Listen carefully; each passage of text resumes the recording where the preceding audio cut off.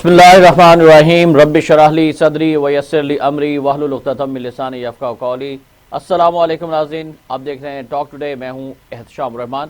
नाज़रीन, आज बात करेंगे मिनी बजट के हवाले से। मिनी बजट पेश कर दिया गया है और आज कौमी असम्बली का जो इजलास था बड़ा हंगामा खेज रहा। इस इजलास में अपोजिशन की जानिब से मिनी बजट के खिलाफ शदीद एहतजाज किया गया। इससे कबल गुज़श्ता रोज़ हुकूमत की जानिब से अपने इत्तहादियों से राब्ते किए गए थे, जिनमें मुस्लिम क़ाफ और एम जैसे इत्तहादी शामिल थे, और मुस्लिम क़ाफ की जानिब से यकीन दहानी करा दी गई थी कि वो मिनी बजट पर हुकूमत को सपोर्ट करेगी। मिनी बजट है क्या? 2019 में जब इमरान खान साहब ने मुल्क की मईशत की सूरत हाल जो बिगड़ रही थी, इसके तनाजुर में एक बड़ा यू टर्न लिया और फैसला किया कि IMF के पास जाना है, और IMF से $6 अरब के हसूल के लिए उन्होंने मुज़ाकरात का आगाज़ किया। और इन मुज़ाकरात के नतीजे में पाकिस्तान एक बार फिर IMF के शिकंजे में धंसता चला गया, फंसता चला गया। और आज सूरत हाल ये है कि IMF की जानिब से डिक्टेट किया जा रहा है पाकिस्तान को कि वो अगर $1 अरब और IMF से चाहता है तो फिर उसकी शराइत मानना पड़ेगी। शौकत तरीन साहब, जो कि अब वफाकी वजीर का दर्जा हासिल कर चुके हैं, सेनेटर बन चुके हैं, वो दुबई तशरीफ ले गए। वहाँ पर IMF के नुमाइंदों से उन्होंने मुलाकात की, और IMF के नुमाइंदों की जानिब से जो शराइत रखी गई थी उनमें एक शर्त ये भी थी कि आप अपने जो दिफाई अखराजात हैं वो कम करेंगे, क्योंकि कश्मीर का मामला तो हल हो गया, और इसी तरह अफगानिस्तान के अंदर तालिबान की हुकूमत आ गई, और वहाँ पर भी अब आपको बॉर्डर्स पर ज़्यादा फौज रखने की ज़रूरत नहीं है, इससे अपने दिफाई अखराजात कम करें। और जो सब्सिडीज़ दे रहे हैं वो सब्सिडीज़ भी आप अवाम को जो फ्राहम की जा रही है वो मुख्तलिफ अशिया से वापस ले लें।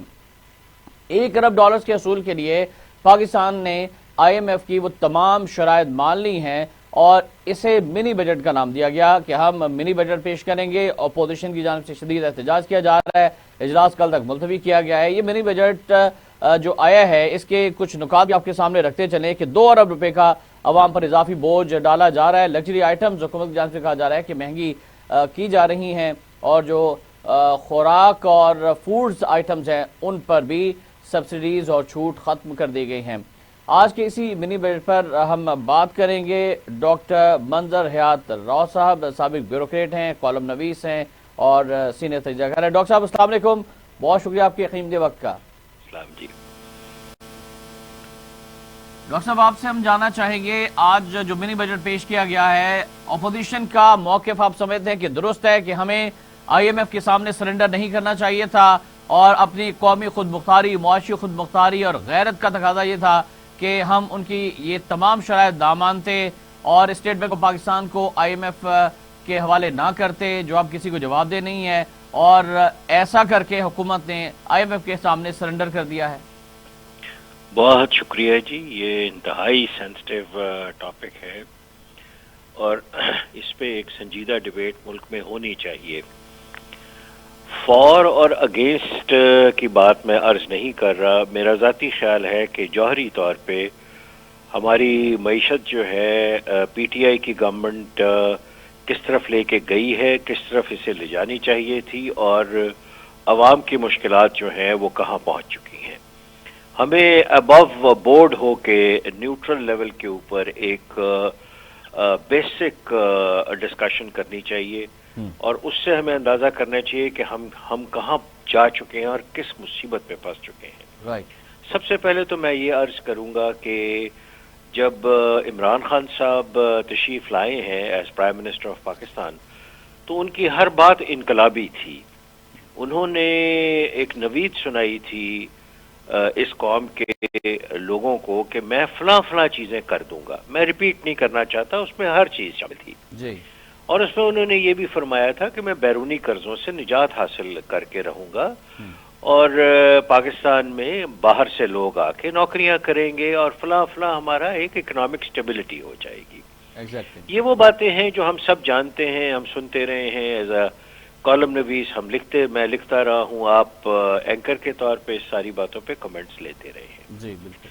अब जब इनकलाबी सोच होती है किसी बंदे की, या इनकलाबी एजेंडा होता है, तो उसके पीछे एक बहुत प्रोफेशनल, जिंदा, मुतहर्रिक और प्रूडेंट सोच होनी चाहिए थी।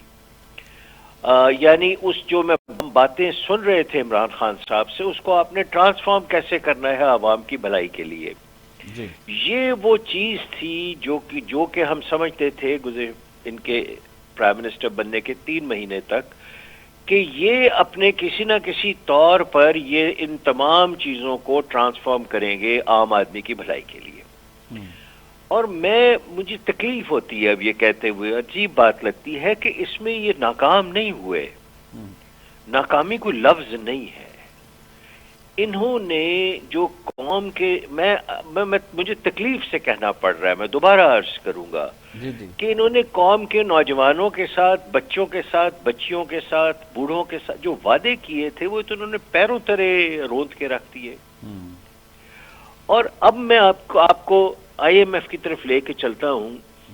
آئی ایم ایف جو ہے اس کے متعلق 2 ویوز تھے، جانا چاہیے نہیں جانا چاہیے. بہت سے ملک ہیں جو اکنامک پرابلمز میں گئے ہیں لیکن وہ آئی ایم ایف کی طرف نہیں گئے. میں ملیشیا کی مثال دیتا ہوں. مہاتیر وہاں حکمران تھے، ان کی کرنسی کا ایک مسئلہ آیا، اکانومی میلٹ ڈاؤن ہوئی. وہ آئی ایم ایف نے کہا کہ جی ہم مدد کرتے ہیں. مہاتیر نے ریفیوز کر دیا کہ میں نہیں لوں گا آپ کی مدد. ہمارے پاس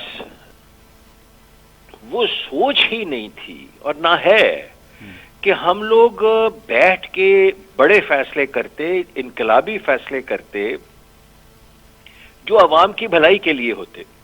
مطلب میں مثال دیتا ہوں، آئی ایم ایف کے پاس ہمارے پاس جانا اور نہ جانے کے درمیان جو ڈسکشن شروع میں ہوئی ہے، میں آپ کو یہ بالکل بلا خوف تردید عرض کروں گا کہ اگر عمران خان صاحب پاکستان کے امراء کو، پاکستان کے تاجروں کو، پاکستان کے باہر رہنے والوں کو یہ ریکویسٹ کرتے کہ ہمیں اتنے پیسے چاہیے اس ملک کی اکانومی ٹھیک کرنے کے لیے، بخدا لوگ اسی وقت دے دیتے ہیں. بالکل ڈاکٹر صاحب قطع کلامی ہوتی، لیکن یہ باتیں عمران خان صاحب نے کی تھی. جیسا آپ نے اپنی ابتدائی گفتگو میں فرمایا کہ عمران خان صاحب تو یہ فرمایا کرتے تھے، کہا کرتے تھے، بلند و بانگ دعوے کیا کرتے تھے کہ میں اگر چاہوں تو اتنا پیسہ اکٹھا کر سکتا ہوں، بیرون ملک سے لا سکتا ہوں. تو پھر کیا ہوا کہ آئی ایم ایف کی طرف وہ مبذول ہوتے چلے گئے، جھکتے چلے گئے، ان کی شرائط کے نیچے دبتے چلے گئے اور اپنی عوام کو جو مہنگائی کا سونامی ہے، جو عوام کی حالت زار کو بدترین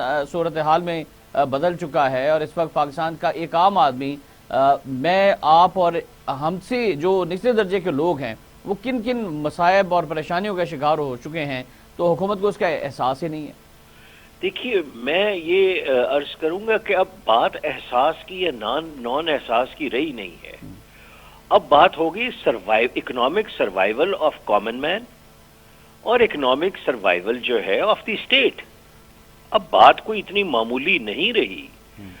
خان صاحب نے چاہیے یہ تھا، اور اشفاق حسن خان جو کہ ہمارے ٹاپ لیول کے اکانومسٹ ہیں، وہ منتیں کرتے تھے عمران خان صاحب کی کہ خدارا آئی ایم ایف کے جنگل میں مت جائیے گا.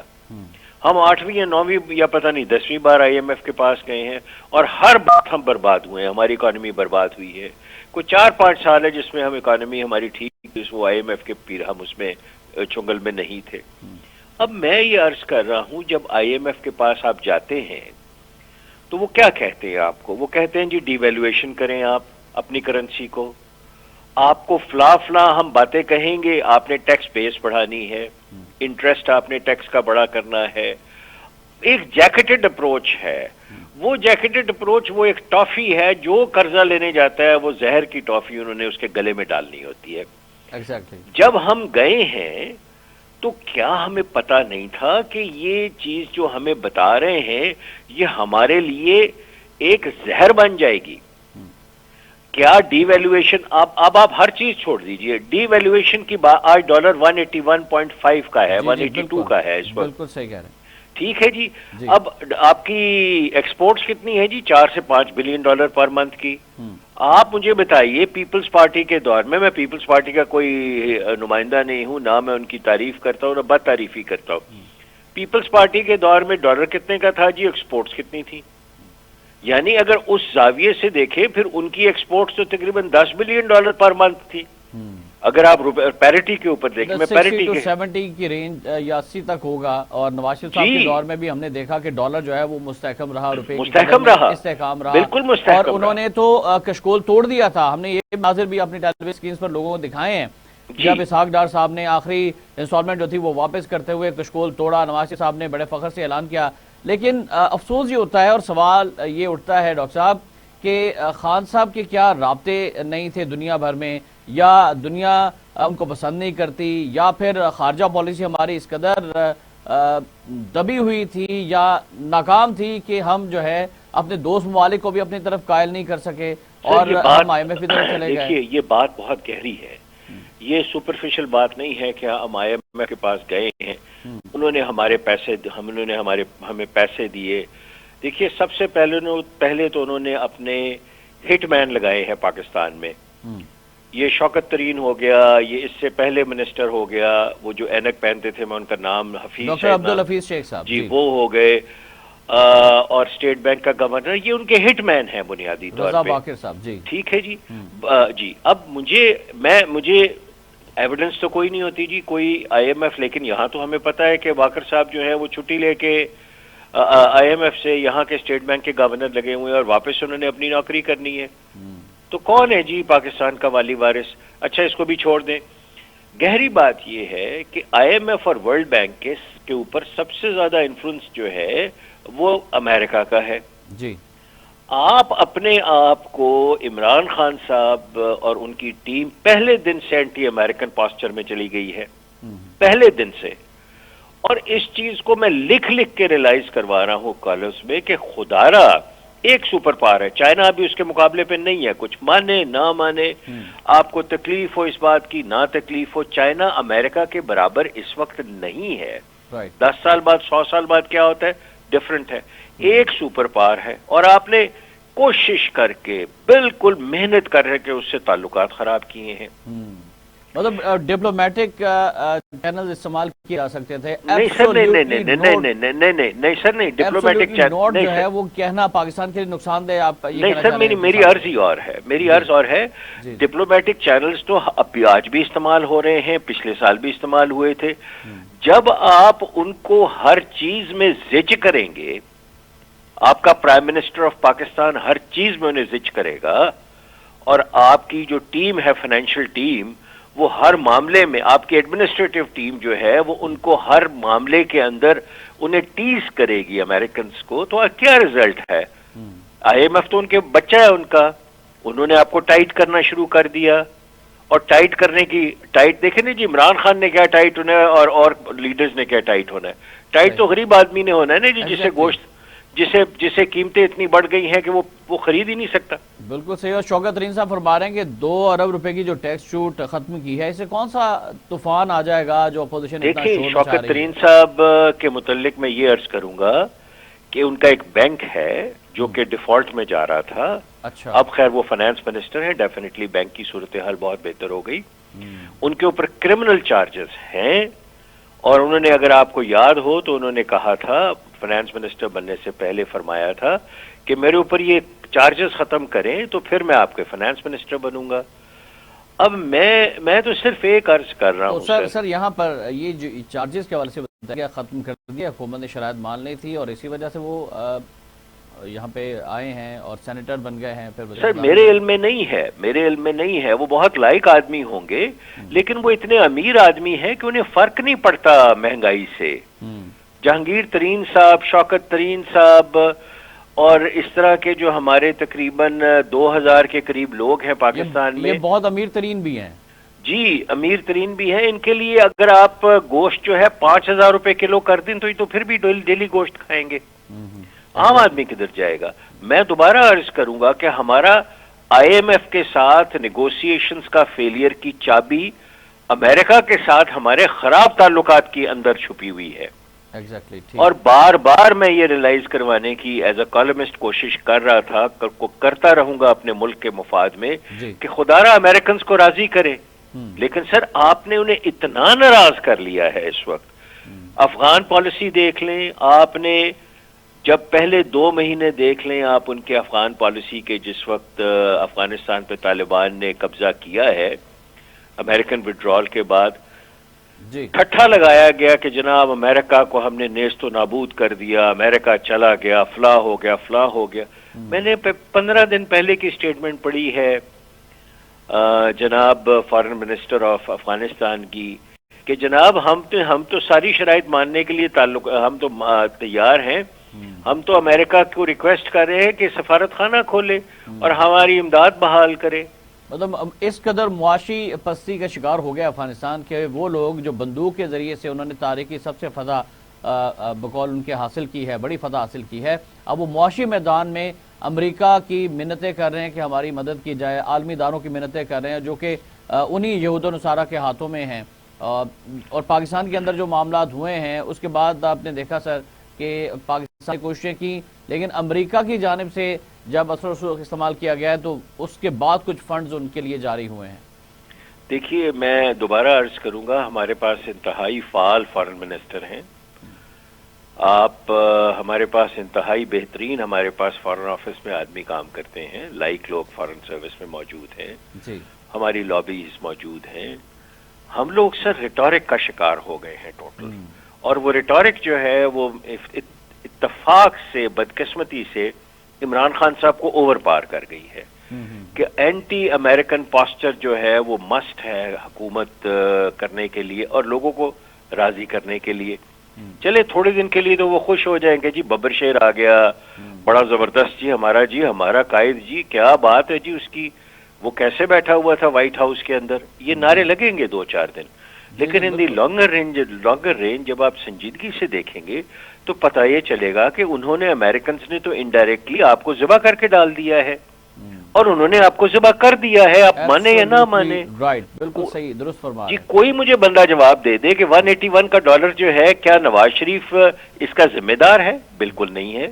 लेकिन हुक्मरान तो यही कह रहे हैं ना कि जी नवाज शरीफ जिम्मेदार है, जरदारी साहब जिम्मेदार है, नवाज शरीफ और शहबाज शरीफ लूट के ले गए। नहीं जी, मैं लूट लिया। देखिए एहतशाम साहब, मैं तो न्यूट्रल आदमी हूँ, हम न्यूट्रल बात करें, हम दोनों गवर्नमेंट्स की जो परफॉर्मेंस है उसके ऊपर सर बात कर रहे हैं और एनालिसिस बेस्ड बात करें जी। एग्जैक्टली जी। आप मुझे बताएं कि अमेरिकन जो है, आपका यूएस डॉलर जो है, अगर आप इतने तगड़म खान हैं और आप कहते हैं जी हमारे जैसा इस वक्त कोई बब्बर शेर है ही नहीं दुनिया में, तो डॉलर को ले आए ना जी 60 रुपए पे।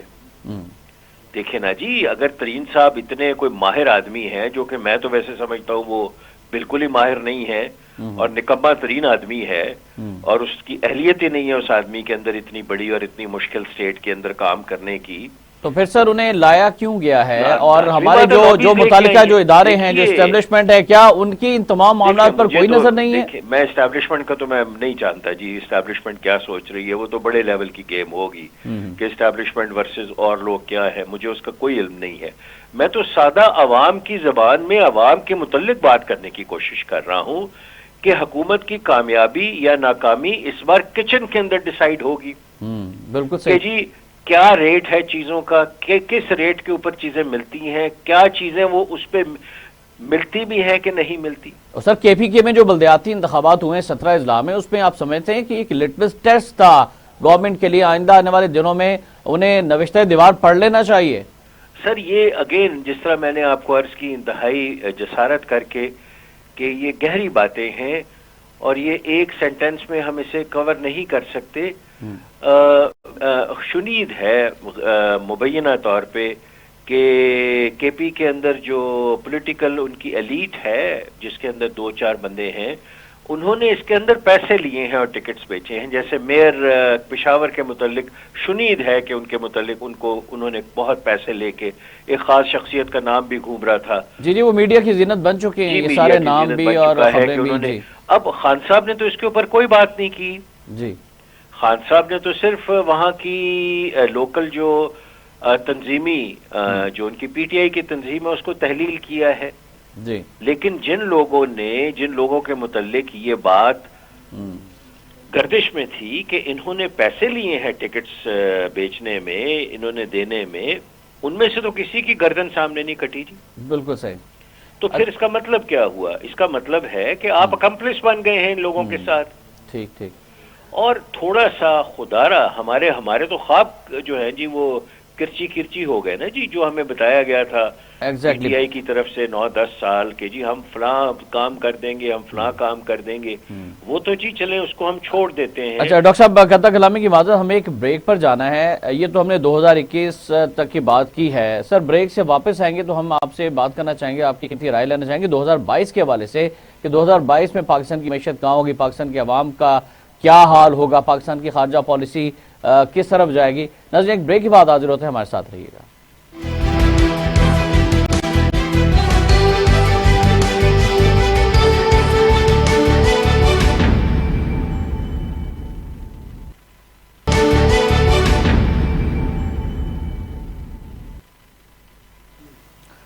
ویلکم بیک ناظرین. ایئر اینڈر ہے اور 2021 کو ہم الوداع کہنے جا رہے ہیں ایک دن کے بعد، لیکن 2021 کے اندر جو واقعات ہوئے پاکستان کی معیشت کے حوالے سے، پاکستان میں مہنگائی کے حوالے سے، پاکستان میں بڑے ایسے واقعات ہوئے ہیں جن سے ہر پاکستانی کو جو ہے وہ یقیناً دکھ بھی ہوا، تکلیف بھی ہوئی. خاص طور پر جو سیالکوٹ کے اندر جو واقعہ ہوا سری لنکن شہری کے ساتھ جو سلوک کیا گیا، اس پر یقیناً پوری قوم جو ہے وہ رنجیدہ ہے. دوسری جانب پاکستان کے اندر جو اپوزیشن کا اور حکومت کا کلیش ہوتا رہا، پھر تحریک لبیک کے حوالے سے جو معاملات ہوئے، یقیناً اس سال کے جو ہے انتہائی تکلیف دہ معاملات تھے. معیشت کے حوالے سے تو ہم نے بات کی ہے کہ 2021 کے اندر پاکستان کے عوام کا برا حال ہوا ہے.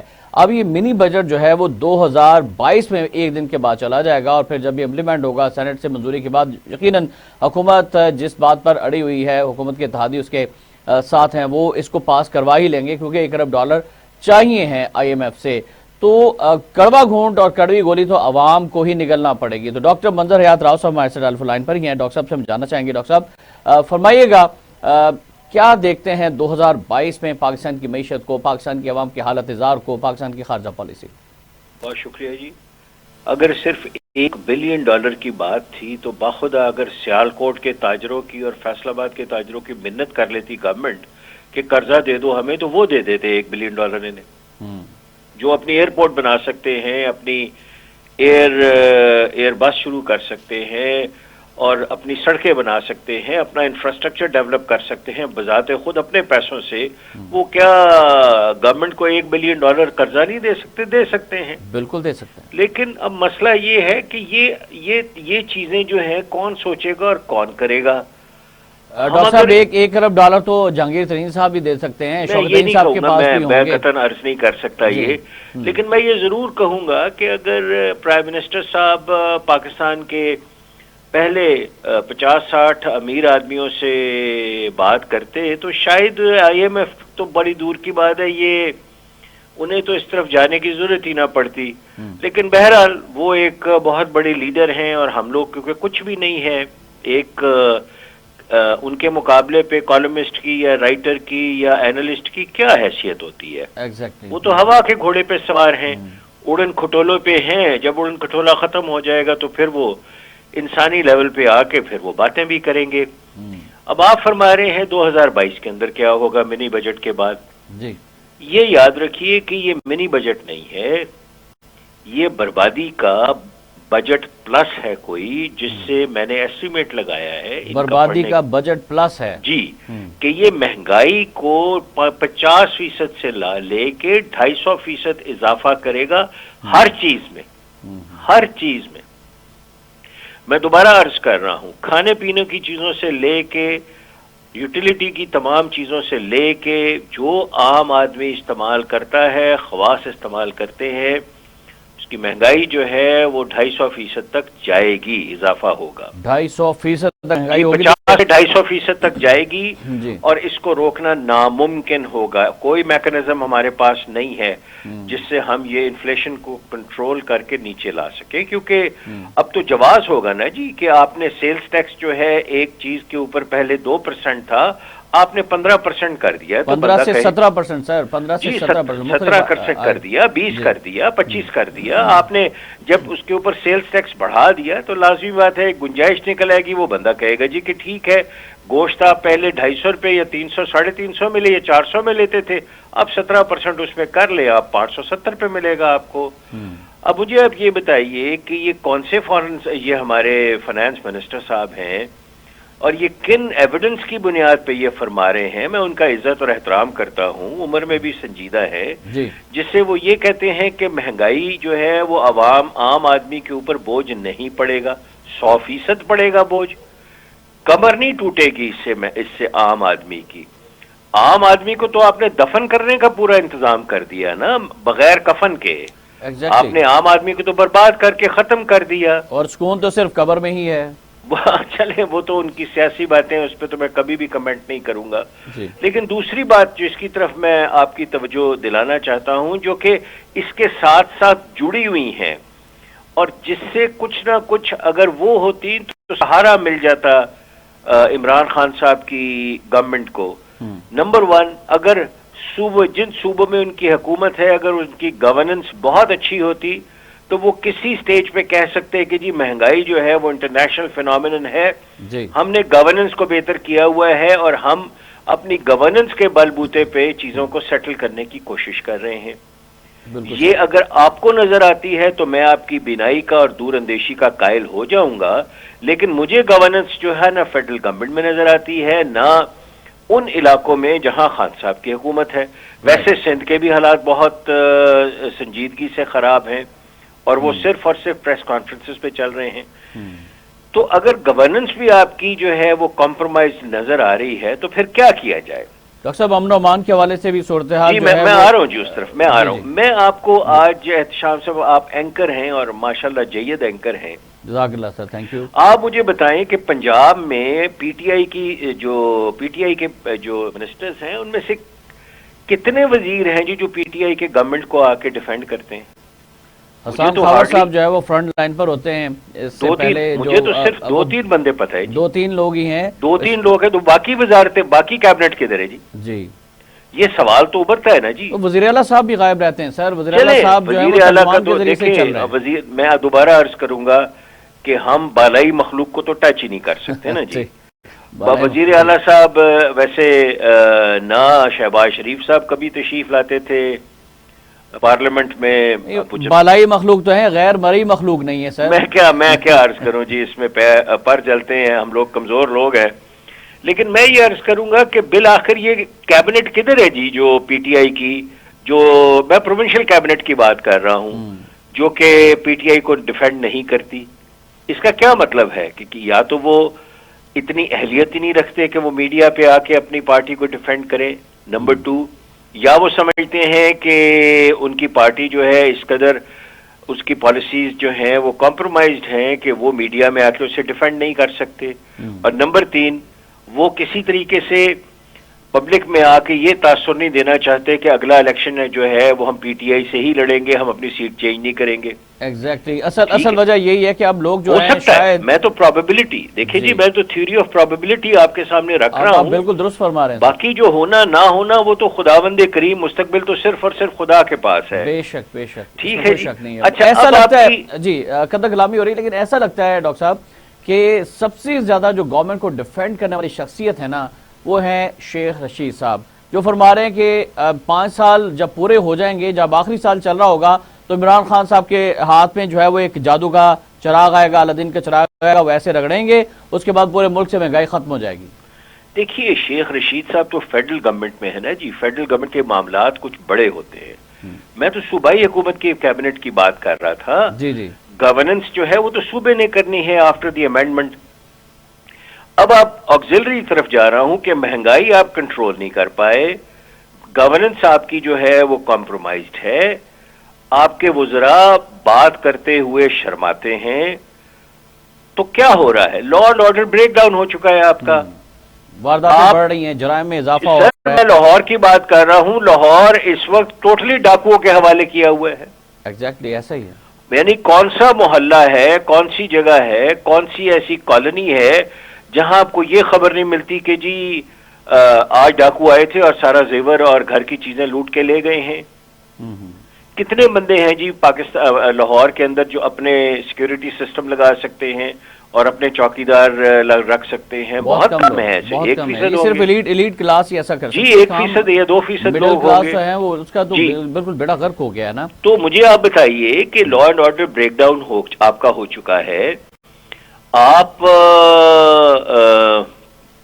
جو ہیں وہ بات مہنگائی، گورننس، آپ کے compromised position of ministers, law and order کا کمپلیٹ بریک ڈاؤن، اس کے بعد آپ کو گورنمنٹ کو بتانے کے لیے، کہنے کے لیے کیا چیز پیچھے رہ جاتی ہے؟ صحیح ڈاکٹر صاحب، اپوزیشن کے اوپر بھی تھوڑا سا فرمائیے گا، اپوزیشن کا کردار کیسا رہا 21 میں اور 2022 میں؟ مارچ کے اندر مارچ کا اعلان مولانا فضل الرحمان صاحب نے پی ڈی ایم کی جانب سے کیا گیا ہے، تو آپ سمجھتے ہیں کہ حکومت جو ہے وہ ٹاپل ہو سکتی ہے اس مارچ کے نتیجے میں؟ دیکھیے، جو اپوزیشن ہے نا، وہ کسی بھی صورت میں یہ نہیں چاہے گی کہ گورنمنٹ ختم ہو۔ اچھا جی، ٹھیک۔ اس کی وجہ یہ ہے کہ ان کے پاس کسی قسم کا کوئی ایسا وائبل آلٹرنیٹو پلان نہیں ہے جس کی بدولت وہ معاملات کو ٹھیک کر سکے، اور انہیں پتہ ہے اس چیز کا۔ یعنی مولانا فضل الرحمان صاحب یہ تو فرماتے ہیں کہ جی حکومت ختم ہونی چاہیے، لیکن ختم ہونے کے بعد کیا ہوگا یہ کبھی وہ نہیں فرماتے۔ یعنی آپ کہنا یہ چاہ رہے ہیں، آپ یہ فرمانا چاہ رہے ہیں کہ اپوزیشن بھی کمپرومائزڈ ہے؟ جی، کسی کے پاس پلان نہیں ہے جی۔ اگر آپ کے پاس پلان ہی نہیں ہے تو حکومت تو آپ نے کوئی بھی حکومت ہٹا دیں اور اس کے بعد آپ فرمائیں کہ جی میں یہ حکومت ہٹے گی تو اسی وقت دودھ کی نہریں بہنے شروع ہو جائیں گی، تو ایسا تو نہیں ہوتا۔ یا تو یہ ہو کہ اپوزیشن میں شہباز شریف صاحب یا فضل الرحمان صاحب، کیونکہ یہی اپوزیشن ہے جی، زرداری صاحب کے پاس تو حکومت موجود ہے، وہ تو اپوزیشن میں نہیں ہے۔ شیڈو کیبنٹ بھی پاکستان کے اندر بنانے کا رواج نہیں رہا، ورنہ جو اپوزیشن جو ہے وہ اپنا ایک پلان دیتی، لائن آف ایکشن دیتی۔ جی، میں بالکل آپ نے درست فرمایا۔ دیکھیے، اپوزیشن نے آپ کو وائبل الٹرنیٹو روٹ پلان، آپ کا ایگزٹ پلان کیا دیا ہے؟ زیرو۔ صرف یہ اعلان کرنا کہ جی مہنگائی بڑھ گئی، غریب آدمی مر گیا، اس کے لیے تو سارے میڈیا جو ہے وہ ایک جیسی بات کر رہا ہے۔ جو ہمارے ٹاپ کے لیڈرز ہیں، سیاسی لیڈرز جو ہیں، انہیں تو چاہیے تھا نا یہ چیز۔ بالکل، اور نون لیگ ایسا لگتا ہے کہ وہ صرف نواز شریف صاحب کے گرد گھوم رہی ہے کہ ان کا پاسپورٹ کا معاملہ ہو جائے، ویزے کا معاملہ ہو جائے، مقدمات ختم ہو جائیں، اور وہ پھر کوشش کر رہی ہے کہ اسٹیبلشمنٹ کے ساتھ معاملات طے ہو جائیں۔ تو آپ سمجھتے ہیں کہ ایسا ہونے جا رہا ہے 2022 میں؟ دیکھیے، پہلی بات تو یہ ہے کہ میاں نواز شریف صاحب جو ہیں، ان کا جو یو کے ہوم ڈپارٹمنٹ میں کیس ہے وہ ریجیکٹ ہوا ہے، یہ تو اب سب کو پتہ چل گیا ہے۔ جی جی بالکل۔ جب وہ ریجیکٹ ہوا ہے تو ڈیفینیٹلی کہیں نہ کہیں تو اس کی اپیل ہوگی، اور ان کے پاس دنیا کے بہترین لائرز موجود ہیں، تو کوئی نہ کوئی سپیس نکالنے کی وہ یو کے جوڈیشل سسٹم میں کوشش تو کریں گے۔ ٹھیک ہے۔ اگر وہ کوشش ناکام ہوتی ہے تو ان کے پاس ایک ہی رستہ ہے، اور وہ یہ، اگر انہوں نے سیاست بچانی ہے، اگر سیاست نہیں بچانی تو وہ کسی اور ملک میں بھی جا سکتے ہیں۔ بالکل صحیح۔ جیسے جیسے ایسٹرن یورپ کی وہ کوئی سٹیزن شپ خرید سکتے ہیں اور کسی اور ملک میں جا سکتے ہیں، لیکن اس صورت میں ان کی سیاست ختم ہو جائے گی۔ رائٹ، ٹھیک ہے۔ اگر وہ سیاست بچانی ہے تو پاکستان آنا پڑے گا۔ ٹھیک ہے ڈاکٹر صاحب، وقت کی کمی ہے ورنہ بہت اچھی گفتگو ہو رہی ہے۔ بہت شکریہ آپ کے قیمتی وقت کا۔ ڈاکٹر صاحب کی جانب سے آخر میں نواز شریف صاحب کے حوالے سے یہ فرمایا گیا کہ اگر انہوں نے اپنی سیاست بچانی ہے، اپنی لیگیسی کو بچانا ہے، تو انہیں ملک واپس آنا پڑے گا، ورنہ ان کی سیاست ختم ہو جائے گی۔ اور عوام بھی یہ چاہتے ہیں کہ ان کو وہ لیڈر جن کو وہ ووٹ دیتے ہیں وہ پاکستان کے اندر ہی ہوں، چاہے ان کے اوپر الزامات ہیں، مقدمات ہیں، جو کچھ بھی ہے، پاکستان میں رہ کر وہ یہ معاملات جو ہیں وہ اس کو فیس کریں۔ لیکن 2022 جو ہے مہنگائی کے حوالے سے ڈاکٹر صاحب نے یہ فرمایا کہ پاکستانیوں کے لیے بہت برا ثابت ہونے والا ہے۔ اللہ نہ کرے کہ ایسا ہو، اور اللہ کرے کہ لوگوں کو معاملات جو ہے وہ بہتر ہے، لیکن 250% مہنگائی کے حوالے سے پریڈکشن کی جا رہی ہے کہ موجودہ حکومت جو منی بجٹ پیش کیا اس کے اثرات آنا شروع ہو جائیں گے۔ پھر اومیکرون کے حوالے سے بھی خدشات موجود ہیں، جو ملک کی معیشت پر ایک اور تلوار ہے IMF کے بعد جو لٹک رہی ہے۔ احتشام الرحمان کو اس دعا کے ساتھ کہ اللہ تعالیٰ پاکستان کا اور پاکستانیوں کا حامی ناصر ہو۔ اجازت دیجیے گا، اللہ حافظ۔